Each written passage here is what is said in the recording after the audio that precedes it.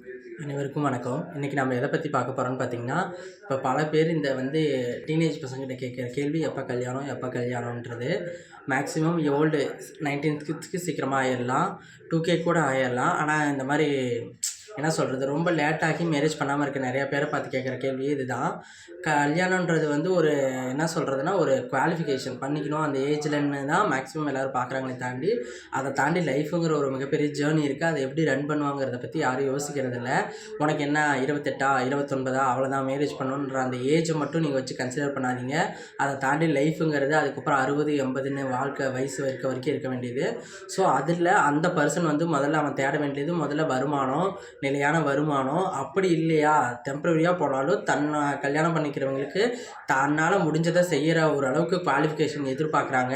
நீங்கள் நினைக்கிற மாதிரி வெறும் மேரேஜ் மட்டும் பண்ணிக்கிட்டு வாழ்கிறதுல வாழ்க்கையில் எந்த அர்த்தமும் கிடையாது. ஏன்னா மேரேஜ் பண்ணதுக்கப்புறம் ஒவ்வொரு தேவைக்கு இன்னொருத்தங்களை எதிர்பார்த்து வாழ்கிறத விட இப்பயே லேட்டாக மேரேஜ் பண்ணாலும் தேவைகளை பூர்த்தி பண்ணுற அளவுக்கு முதல்ல நம்ம தெளிவாயிட்டு பண்ணிக்கலாம். சரி ஏஜ் இருங்க, அதுக்கப்புறம் உங்களுக்கு பொண்ணு கிடைக்கல என்ன பண்ணுவீங்கன்னா, வாழ்க்கையில் கற்றுக்குறோம். இவ்வளோ ஏஜ் வரைக்குமே கல்யாணம்ன்ற வார்த்தை வந்து தான் போய் தாண்டி இருக்கு. அதுக்கு மேலே அது டிலே ஆகும்போது எங்களுக்கு அது பெரிய விஷயமா தெரியாது. ஆனால் இந்த சடன் பீரியடில் நீங்கள் சொன்னீங்களே நாங்கள் இப்போ பண்ணிக்கிட்டால் அங்கே ஒவ்வொரு தேவைக்கு நாங்கள் மற்றவங்களை எதிர்பார்க்கும்போது அது எங்களுக்கு மிகப்பெரிய கஷ்டமாக தெரியும்.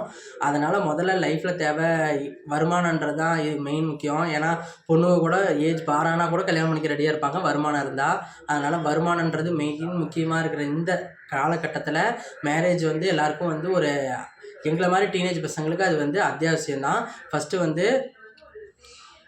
அத்தியாவசியம் இல்லை, அனாவசியம் தான். ஃபஸ்ட்டு அத்தியாவசியத்தை முடிச்சுக்கிட்டு அப்புறம் அனாவசியத்தை பார்க்கலாம்.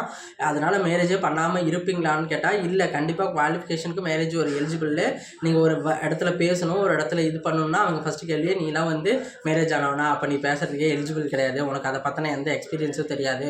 சின்ன பசங்க கூட கல்யாணம் பண்ணிட்டா அவங்களுக்கு குவாலிஃபிகேஷன் வந்துடுது. ஏன்னா அவங்க மேரேஜ் பண்ணவங்க ஒரு குடும்ப பொறுப்பில் இருக்கவங்கன்னு. ஆனால் மேக்ஸிமம் எங்களை மாதிரி டீனேஜ் பசங்களுக்கு அந்த மாதிரி ஒரு குவாலிஃபிகேஷன் கிடைக்காது. ஏன்னா மேரேஜ் ஆகலை. ஏன்னா என்னை விட சின்ன பொண்ணுங்க, என் தம்பியோ தங்கச்சிக்கோ மேரேஜ் ஆகிட்டா அவங்களாம் குவாலிஃபிகேஷன் உள்ளவங்க. ஆனால் நம்ம குவாலிஃபிகேஷன் ஆகுங்க, அதை பற்றிலாம் வருத்தம் கிடையாது. அவனோட வாழ்க்கைக்கு அவங்க சப்போர்ட் பண்ண நாங்கள் இருக்கோம். ஆனால் எங்கள் வாழ்க்கைக்கு சப்போர்ட் பண்ண அவங்க இருப்பாங்களான்றது எந்த அளவுக்கு உண்மைன்னு தெரியாது. அதனால் எல்லாரையும் மேரேஜ் எப்போ பண்ணிக்குவோன்னு கேட்டு கஷ்டப்படுத்தாமல் அவங்க எங்களுக்கு எப்போ தோணுதோ அப்போ பண்ணிக்கிறதுக்கு ஃப்ரீடமாக விட்டுருங்க. Thank you, love you all.